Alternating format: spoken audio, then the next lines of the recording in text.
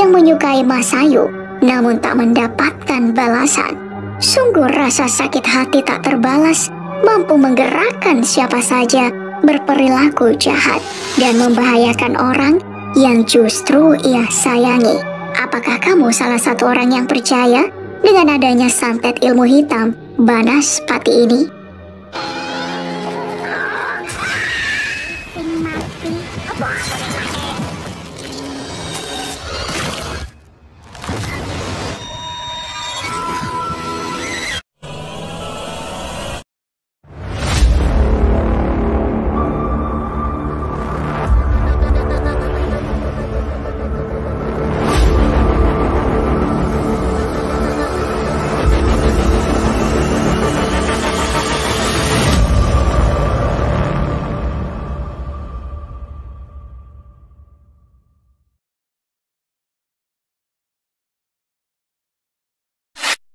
Saat berjalan sendiri di tengah kegelapan, waspadalah jika kamu melihat cahaya melintas di udara, sebab bisa jadi itu adalah Banaspati.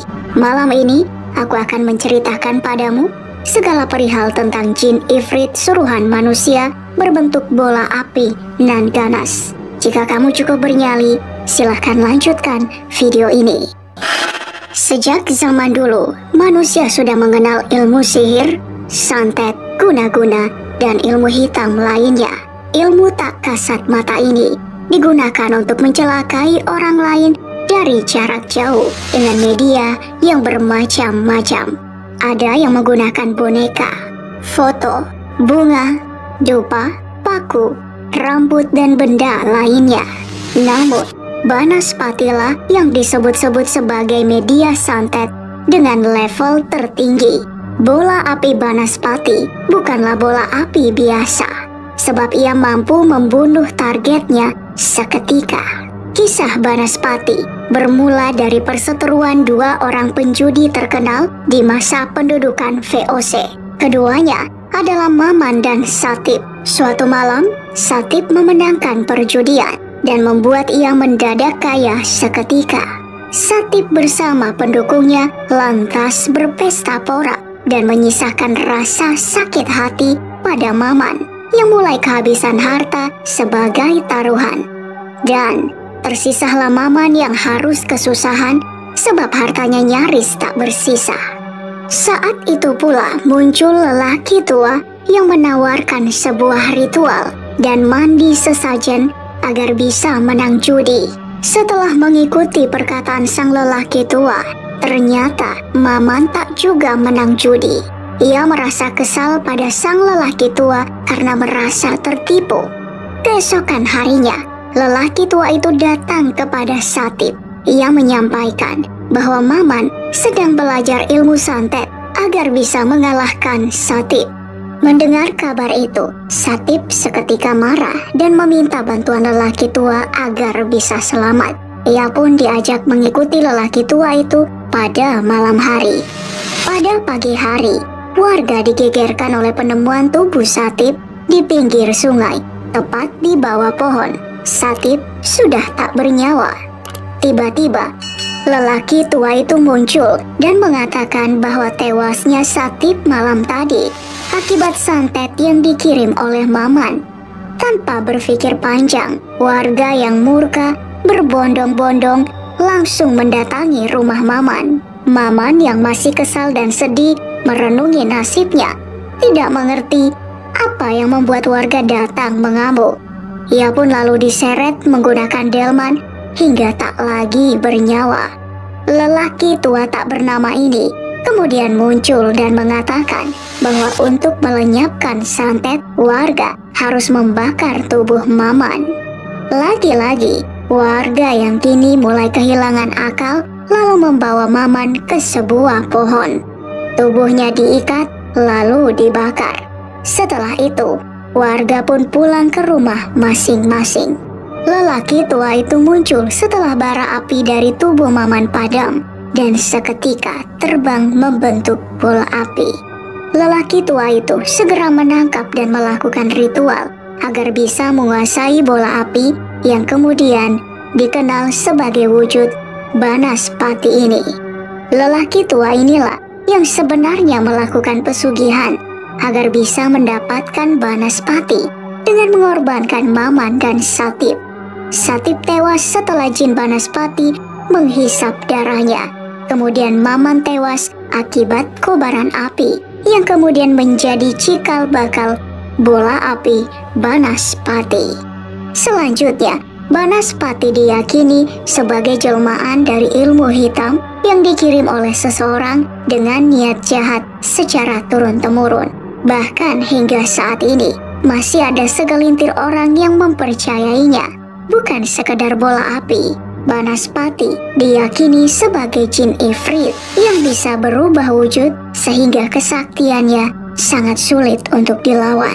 Doa spiritual dengan muatan standar hingga jimat sakti tolak bala pun masih bisa ditembus oleh keganasan santet Banaspati ini. Untuk memiliki santet Banaspati, seseorang harus melalui tahapan ritual berat sebanyak 9 tingkatan. Dikabarkan, sejak zaman dahulu, hanya sedikit orang yang mampu menguasai santet ini.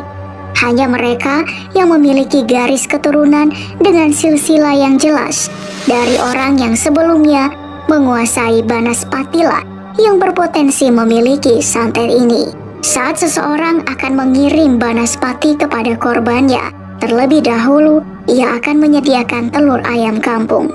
Bukan sembarang telur ayam kampung, melainkan telur yang keluar pertama kali dari induknya. Telur ini akan dimantrai terlebih dahulu bersamaan dengan diadakannya sebuah ritual di atas bara api. Telur ayam kampung yang mulai memanas ini perlahan akan meletus dan mengeluarkan bara api. Tak lama kemudian, bara api ini akan berkobar menyala lalu melayang terbang menuju sasaran yang telah ditetapkan secara otomatis. Berdasarkan cara mencari mangsa, Banaspati terbagi menjadi 3 jenis. Pertama, masyarakat di daerah Pulau Jawa dan Kalimantan mengenal namanya Banaspati Geni, yakni Banaspati bersenyawa dengan udara sebagai sumber utama kekuatannya. Banaspati Geni ini akan semakin kuat jika berhadapan dengan rasa takut seseorang. Semakin takut seseorang, maka semakin membara pula Banaspati Geni ini. Selain itu, masyarakat juga mengenal Banaspati Tanah Liat yang sering bersembunyi di hutan. Jika Banaspati Geni membunuh korbannya dengan membakar hidup-hidup, Banaspati Tanah Liat justru menghabisi nyawa korbannya dengan cara menghisap darahnya sampai habis. Ia mengincar korban yang tidak menapakkan tubuh ke tanah, sehingga untuk menghindarinya cukup dengan berdiri di atas tanah tanpa menggunakan alas kaki. Dan yang terakhir, Banaspati air yang menyerang korbannya saat berada di dalam air, entah sungai ataupun laut. Korban yang diserang oleh Banaspati air akan terlihat seperti korban tenggelam biasa.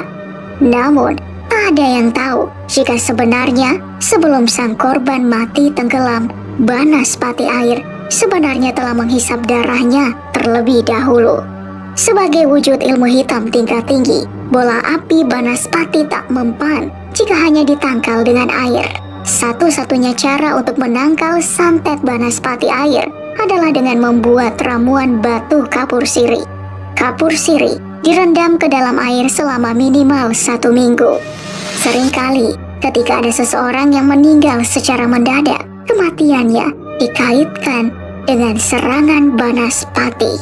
Tak hanya di Pulau Jawa dan Kalimantan, Banaspati juga tak jarang ditemukan di India maupun daratan Eropa dengan nama yang berbeda.